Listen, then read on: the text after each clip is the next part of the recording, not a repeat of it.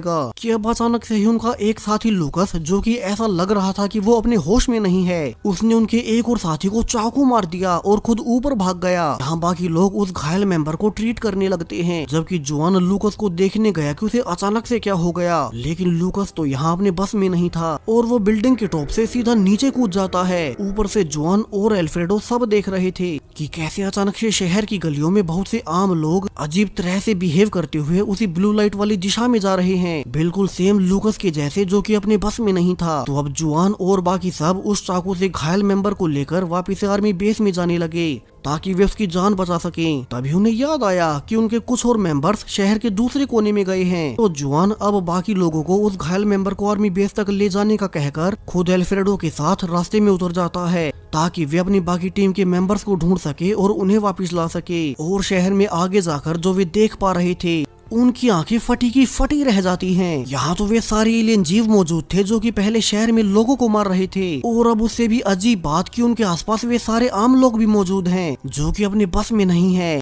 और वे लोग उन एलियन जीवों के साथ मिलकर काम कर रहे हैं, यानी कि वे सब के सब एक ही सोर्स से कंट्रोल्ड थे। यहाँ इस ब्लू लाइट की वजह से शहर के सारे लोग आ गए और वे सब अब जानवरों की तरह एक एलियन एंटिटी का कहना मान रहे थे। इन्हीं में से एक जुआन को अपनी बेटी क्लेरा भी नजर आई और वो सब समझ गया, इसलिए ही क्लेरा उसके मिलने के बाद से ही अजीब तरह से बिहेव कर रही थी। जुआन को धीरे धीरे सब समझ आने लगा कैसे जब सब कुछ नॉर्मल हो गया तो उस गैंग के लोगों ने आम लोगों पर अटैक कर दिया, क्योंकि वे गैंग के मेंबर भी अपने बस में नहीं थे। कहानी के शुरू से लेकर अब तक कभी कुछ ये मिस्टीरियस एलियन रेस कर रही है। इन एलियंस ने ही पृथ्वी पर उस आपदा की शुरुआत की और 99% से ज्यादा आबादी को खत्म कर डाला ताकि पृथ्वी इंसानों से खाली हो सके। फिर उन्होंने ज्यादा बचे हुए लोगों को अपने जीव भेजकर भी खत्म करवाया, और जब इंसानी आबादी उनके मन मुताबिक रह गई तो उन्होंने ही पृथ्वी को पहले जैसा कर दिया ताकि वे बचे हुए इंसानों को अपने कंट्रोल में करके उनसे अपने काम करवा सकें। अब जुआन यहाँ सब कुछ दूर से देख रहा था, ऐसे हजारों लोग किसी पालतू जानवर की तरह उन्हीं एलियंस का कहना मान रहे हैं। उसकी बेटी क्लेरा भी उन्हीं का हिस्सा है और अब पूरी पृथ्वी उन्हीं एलियंस के कंट्रोल में है।